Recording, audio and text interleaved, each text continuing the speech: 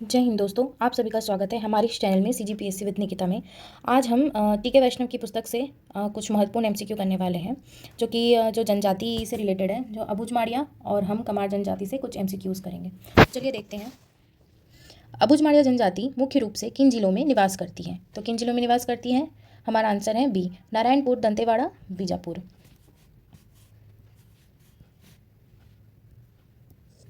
फिर है अबुझमाड़ का जो प्रवेश द्वार है वो किसे कहा जाता है? जो अबुझमाड़ का प्रवेश द्वार है उसे ओरछा कहा जाता है। और 2002 के सर्वेक्षण के अनुसार इनकी जो जनसंख्या कितनी थी? इनकी जो जनसंख्या थी वो 19,401 थी। फिर देखते हैं, अबुझमाड़िया मूल रूप से किस जनजाति के वंशज माने जाते हैं जो कि सामाजिक डर से भागकर जंगलों में बस गए थे? वो है माड़ियागोन। फिर देखते हैं क्वेश्चन नंबर 5, इनके द्वारा की जाने वाली स्थानांतरित जो कृषि को क्या कहा जाता है? स्थानांतरित कृषि को ये जो कहते हैं वो पेंदा कृषि कहते हैं। क्वेश्चन नंबर 6 है, जो पेंदा कृषि के लिए चयनित जो कृषि स्थान है, जमीन को स्थायी भाषा में यह क्या कहते हैं? इसे ये कहते हैं कघई। फिर देखते हैं क्वेश्चन नंबर 7, अबुझमाड़िया घर की वास्तुकला की जो प्रमुख विशेषता है उसे क्या उनकी जो विशेषता है वो क्या है? वो है आपकी खिड़कियों और रोशनदान का अभाव। घर के संग्रहण कक्ष को क्या कहा जाता है? जो घर का जो संग्रहण कक्ष है ना, उसे वो लोनू कहते हैं। कुल देवता का निवास घर के किस हिस्से में माना जाता है? जो कुल देवता है इनके अबुझमाड़ के, उनका जो निवास घर है वो किस हिस्से को वो मानते हैं? वो मानते हैं लोनू को। फिर देखते हैं क्वेश्चन नंबर 10, सोने के लिए जो अल्पांजी होती है और बैठने के लिए पोवई, मूल रूप से यह क्या है? क्या वो लकड़ी के स्टूल है? क्या वो चटाई है? क्या वो सूती चादरें हैं? या जानवरों की खाल होती है? तो वो जो अल्पांजी और जो बैठने के लिए जो पोवई होता है ना, वो मूल रूप से आपकी चटाई होती है। फिर है क्वेश्चन नंबर 11, अनाज कूटने के लिए इनमें से किस उपकरण का उपयोग किया जाता है? जो अबुझमाड़ जनजाति होती है ना, उनमें जो अनाज कूटने के लिए कुछ उपकरण होते हैं उसका वो लोग प्रयोग करते हैं। उसे क्या कहते हैं? उसे कहते हैं ढेकी और मूसर। फिर आते हैं, मछली पकड़ने के लिए किस उपकरण का उपयोग नहीं किया जाता अबुझमाड़ जनजाति में? वो है आपका फरसा। जाल का उपयोग होता है, चौरिया का भी उपयोग होता है, डगनी का भी उपयोग होता है, लेकिन फरसा का नहीं होता। फिर देखते हैं, अबुझमाड़िया जो स्त्री है ना, वो किसे अपना स्थायी गहना मानती है? क्या वो गिलट के आभूषण को मानती है? क्या गोदना को मानती है? मूंगा माला है? एठी है? वो अपनी स्थायी गहना गोदना को मानती है। फिर देखते हैं, वस्त्र विन्यास में जो पुरुष द्वारा सिर पर क्या धारण किया जाता है? क्या वो टोपी धारण करते हैं, साफा है, पगड़ी है, मुकुट है? वो धारण करते हैं पगड़ी। फिर आता है क्वेश्चन नंबर 15, स्त्रियों द्वारा कमर से घुटने तक लपेट कर जो पहने जाने वाले जो वस्त्र हैं उसे क्या कहते हैं? उसे वो लोग कहते हैं लुगरा। फिर देखते हैं क्वेश्चन नंबर 16, इनके मुख्य भोजन में जो चावल के अलावा और क्या शामिल होते हैं? चावल के अलावा जो शामिल होते हैं वो है जो मड़िया है, कोदो है, कुटकी, ये सब उनके अनाज में शामिल होते हैं। जन्म से मृत्यु तक के सभी संस्कारों में किस पेय पदार्थ का अनिवार्य इनमें उपयोग होता है? ये होते महुओं की जो शराब व सल्फी। देखिए, सब अलग अलग जो जनजाति है ना हमारी, उनमें उनके जो पेय जो पदार्थ है ना, उनमें अलग अलग उपयोग होते हैं। जैसे अब आते हैं आर्थिक जीवन में पेदा जो कृषि पर रोक के बाद उन्होंने किस ओर रुख किया था? उन्होंने जो जब वो पेदा कृषि पर जब रोक लगा दी गई थी ना, फिर उसके बाद वो लोग क्या कार्य करते थे? स्थायी कृषि और मजदूरी करते थे। फिर देखते हैं, जो अबुझमाड़िया समाज की जो संरचना है वो कैसी है? वो है पृथवंशीय एवं पृथसत्तात्मक है। फिर देखते हैं, इस जनजाति में वंश अनेक गोत्रों में विभाजित होते हैं, तो कि जो स्थानीय भाषा में गोत्र को क्या कहा जाता है? स्थानीय भाषा में गोत्र को गोती कहा जाता है। फिर देखते हैं, इनमें से कौन सा अबुझमाड़िया जनजाति का प्रमुख गोत्र गोती नहीं है? पूछा है, तो नहीं है, कौन सा नहीं है? देखिए, अक्का है, मंडावी भी है, धुरवा भी है, लेकिन जो नेताम है ना वो नहीं है, तो यही हमारा आंसर है। फिर देखते हैं, प्रसव के लिए बनाए जाने वाले जो पृथक झोपड़ी है ना, वो लोग क्या उन्हें क्या कहा जाता है? उन्हें कहा जाता है क्या वो लोनू है, कुरमा है, कघई है, अल्पांजी है? क्या है, उसे वो लोग कुरमा कहते हैं। फिर देखते हैं क्वेश्चन नंबर 23। शिशु की नाल काटने के लिए किस पारंपरिक हथियार का उपयोग किया जाता है? किस पारंपरिक हथियार का प्रयोग किया जाता है? तीर या छुरी का? क्वेश्चन नंबर 24 है, प्रसूता जो होती है, प्रसूता को 5 दिन तक क्या खिलाया जाता है? उन्हें चावल दाल की खिचड़ी खिलाया जाता है। फिर देखते हैं क्वेश्चन नंबर 25। विवाह के समय वर और वधू की जो सामान्य आयु क्रमशः क्या होती है? वो होती है आपकी 18 से 19 एवं 16 से 17।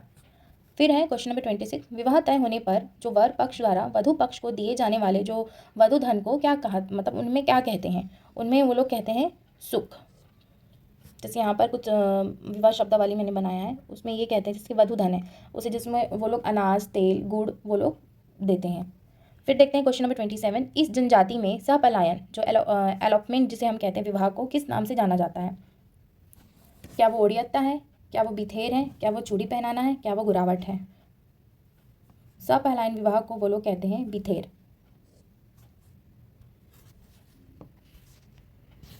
फिर देखते हैं मृत्यु संस्कार के संबंध में इनकी जो मुख्य प्रथा क्या है?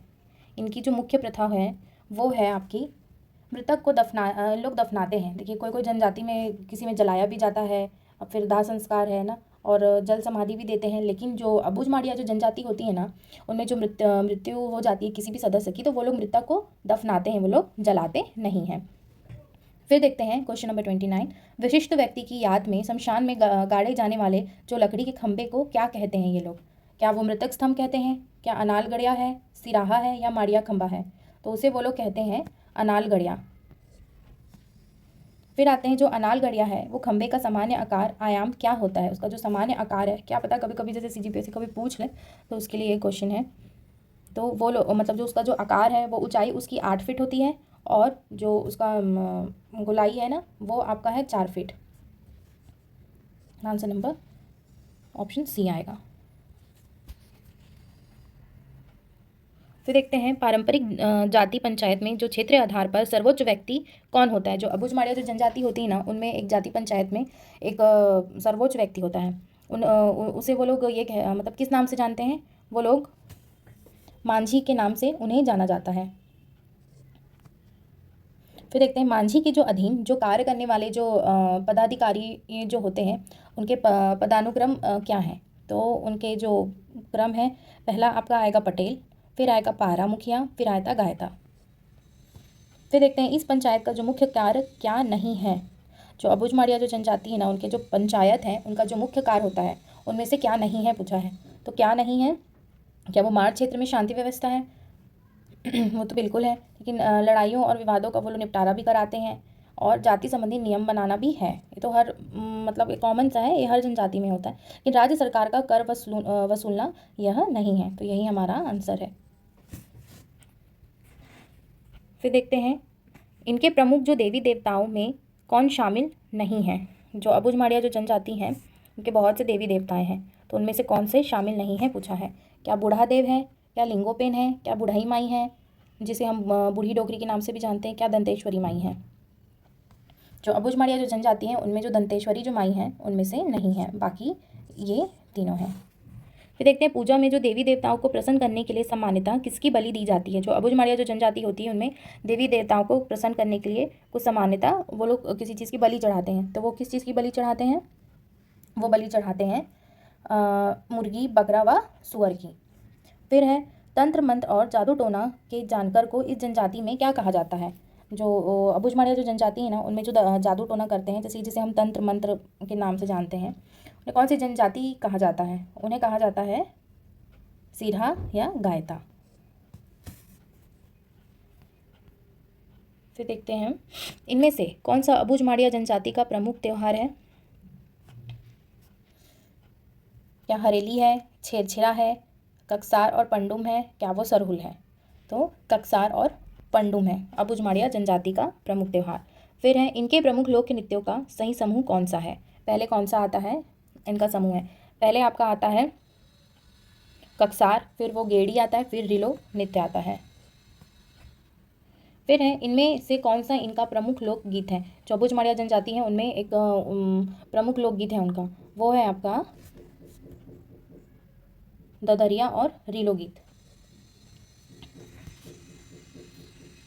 फिर देखते हैं हमारा लास्ट क्वेश्चन है अबुझ माड़िया जनजाति से। अबुझ माड़िया द्वारा जो बोली जाने वाली माड़ी बोली है ना, वो किस भाषा परिवार का हिस्सा है और 2002 में इनकी साक्षरता दर कितनी थी, ये पूछा है। तो इसमें देखते हैं जो अबुझ माड़िया जो जनजाति है ना, उनकी बोली जाने वाली जो माड़ी बोली है वो किस भाषा के अंतर्गत आती है, वो द्रविड़ भाषा के अंतर्गत आती है, द्रविड़ भाषा परिवार के। और जो गोंडी का जो रूप है वो आपका 19.25% इसका साक्षर दर है जो बोलने वाले हैं। अब हम देखेंगे कमार जनजाति। अब हम देखते हैं कमार जनजाति से कुछ रिलेटेड एमसीक्यूज। क्वेश्चन नंबर 1 है, कमार जनजाति को भारत सरकार द्वारा कौन सा दर्जा प्राप्त है। कमार जनजाति को भारत सरकार द्वारा विशेष पिछड़ी जनजाति का दर्जा प्राप्त है, जिसे हम पीवीटीजी का दर्जा दिया गया है। नेक्स्ट क्वेश्चन है, 2011 की जनगणना के अनुसार राज्य में कमार जनजाति की जो कुल जनसंख्या कितनी है। कुल जनसंख्या है 26,530, जिसमें पुरुष की जो जनसंख्या है वो है 13,070 और स्त्री की जो जनसंख्या है 13,460 है। नेक्स्ट क्वेश्चन है, 2011 की जनगणना के अनुसार कमार स्त्रियों में साक्षरता दर कितनी है। इसमें स्त्रियों का साक्षरता दर पूछा है, तो स्त्रियों का जो साक्षरता दर है वो है आपका 37.0%, जिसमें जो कुल साक्षरता है वो है 47.7% और पुरुष का जो है वो है 58.8%। फिर देखते हैं नेक्स्ट क्वेश्चन जो कि भौगोलिक विस्तार और उत्पत्ति से है। कमार जनजाति अपनी उत्पत्ति किस ग्राम से मानती है। जो कमार जनजाति है ना, वो अपनी उत्पत्ति किस ग्राम से मानती है, वो मानती है देवडोंगर से। ये अपनी उत्पत्ति मैनपुर विकास खंड के देवडोंगर ग्राम से बताते हैं। नेक्स्ट क्वेश्चन है, कमार जनजाति के सबसे बड़े देवता वामन देव जो है वो कहाँ स्थापित हैं। कमार जनजाति के जो बड़े देवता है वामन देव वो स्थापित हैं आपके वामन डोंगरी में।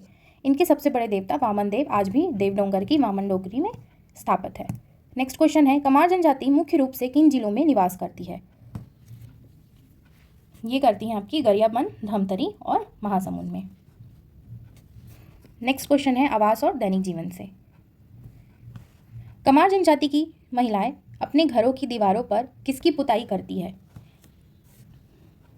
सफेद मिट्टी से। नेक्स्ट क्वेश्चन है,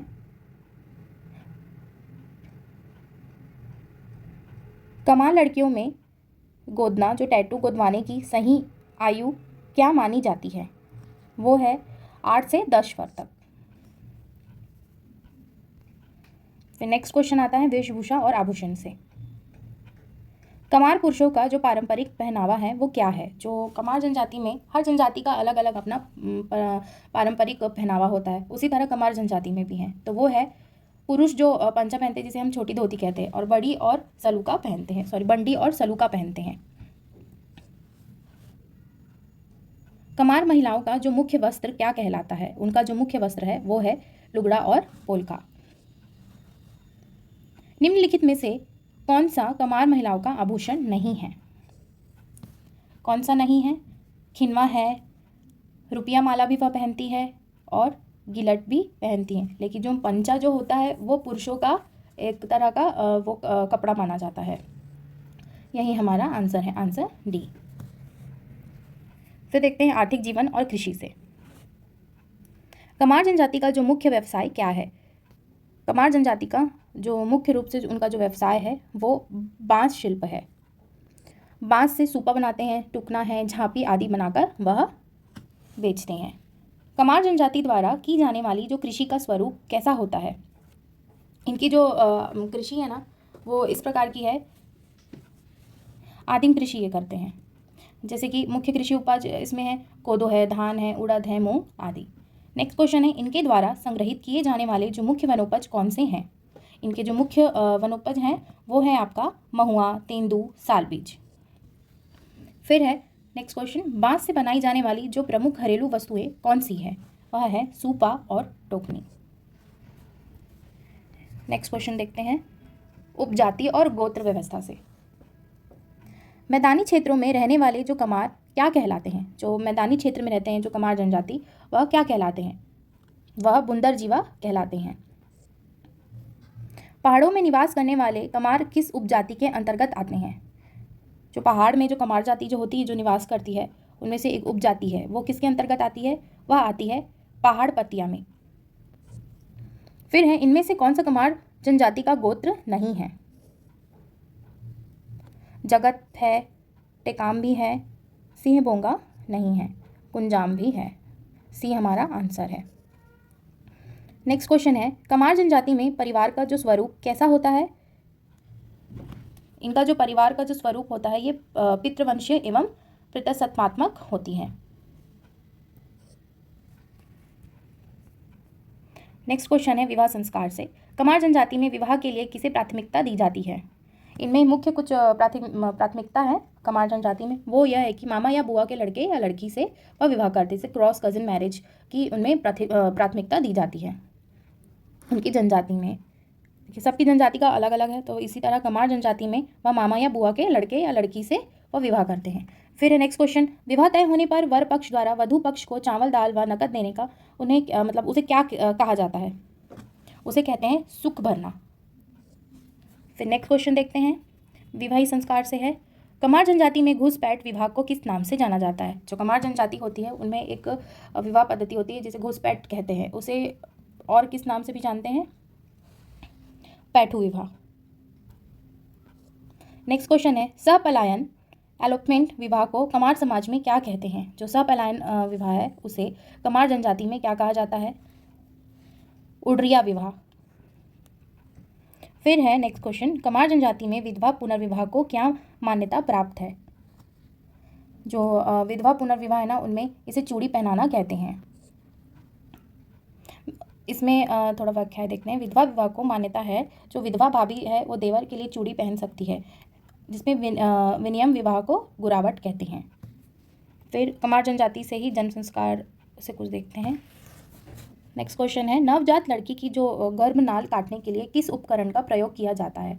जो लड़की जब नवजात शिशु जो होती है उसमें जो गर्भनाल होता है उसे काटने के लिए वह उपयोग करते हैं कहरा, बांस की पंची जिसे कहते हैं।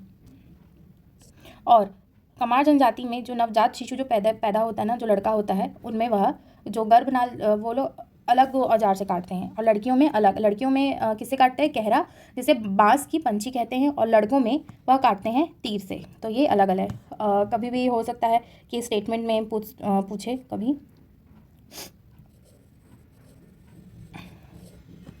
फिर नेक्स्ट क्वेश्चन देखते हैं, मृत्यु संस्कार और पंचायत से मृत्यु के तीसरे दिन पुरुषों द्वारा दाढ़ी मूंछ और सिर मुंडवाने की रस्म को क्या कहते हैं? तीज नहावाहन कहते हैं, तीज नहावन। फिर है, कमार जनजाति के जो परंपरागत जाति पंचायत के प्रमुख को क्या कहा जाता है? मुखिया कहा जाता है। सभी जनजाति में अलग अलग पंचायत प्रमुख होते हैं, तो उसी तरह जो कमार जनजाति हैं उनमें जो पंचायत हैं उनके प्रमुख को मुखिया कहा जाता है। फिर नेक्स्ट देखते हैं, प्रमुख देवी देवता। कमार जनजाति से कुछ रिलेटेड एमसीक्यूज हैं। निम्न में से कौन कमार जनजाति के प्रमुख देवता हैं? इसमें कचना धुरवा और वामन देव भी हैं, और बूढ़ा देव और ठाकुर देव भी हैं, दुल्हा देव और धरती माता भी हैं, इसीलिए हमारा आंसर उपरोक्त सभी हो जाएगा। नेक्स्ट क्वेश्चन है, कमार जनजाति में जो कुल देवता है, जो उनके फैमिली डाइटी होते हैं, को किस नाम से जाना जाता है? इन्हें पोगरी के नाम से जाना जाता है, ये इनके कुल देवता होते हैं। नेक्स्ट क्वेश्चन है, पूर्वजों के देवता को क्या कहा जाता है? जो पूर्वजों हैं ना, उनके जो देवता को कहते हैं गाताडुमा। जो कमार जनजाति है उनके जो पूर्वज हैं उनके देवता को गाताडुमा के नाम से जाना जाता है। फिर नेक्स्ट क्वेश्चन देखते हैं, पर्व नृत्य और मान्यताएं से कमार जनजाति में जो तंत्र मंत्र के जानकार को क्या कहा जाता है? के जानकार को बैगा कहा जाता है, और ये भूत प्रेत और जादू टोना पर विश्वास करते हैं, और तंत्र मत का जानकार जो होता है वो इनका बैगा होता है। अब नेक्स्ट क्वेश्चन है, कमार जनजाति की जो महिलाएं हैं वो दिवाली के अवसर पर कौन सा नृत्य करती हैं? वह दिवाली पे सुवा नृत्य करती हैं, जो कि पुरुष होली और दिवाली के समय दोनों ही नाचते हैं। फिर कुछ शब्दावली हैं, थोड़ा देखते हैं। जो देवडोंगर है वो उत्पत्ति स्थल मानते हैं। जो कमार जनजाति है वो देवडोंगर को अपनी उत्पत्ति स्थल मानते हैं। जो ककवा है महिलाओं द्वारा उपयोग की जाने वाली एक प्रकार की कंघी होती है। जो बुंदर जीवा है, पहाड़ पतिया, उसे मैदानी एवं पहाड़िया उपजातियों के नाम से जानते हैं। फिर है सुख भरना। सुख भरना क्या है? जो सुख भरना है वह है वर पक्ष द्वारा दिया जाने वाला वधु मूल्य, जिसे सुख भरना कहते हैं। अब आते हैं, जैसे पैठू उड़ रिया है, उसे कहते हैं सपलायन विवाह, जैसे कि घुसपैठ विवाह, जिसे दोनों कहते हैं, घुसपैठ विवाह भी कहते हैं और सपलायन विवाह भी कहते हैं। घुसपैठ होता है वो पैठू है और सपलायन विवाह है वो उड़रिया है। फिर आते हैं, नवजात लड़की की जो नाल काटने की बास की पंछी होती है उसे क्या कहते हैं? उसे कहरा कहते हैं। फिर है जो मृत्यु के जो तीसरे दिन का जो शुद्धिकरण संस्कार है उसे कहते हैं तीजना हवन। फिर है जो कुल देवता, पूर्वजों के जो देवता हैं उन्हें क्या कहते हैं? जो कुल देवता को इन लोग पोगरी कहते हैं और पूर्वजों के जो देवता हैं उसे गाताडुमा कहते हैं। अब हम नेक्स्ट देखेंगे पार्ट 2 में नेक्स्ट जनजाति के बारे में कुछ हम MCQs करेंगे।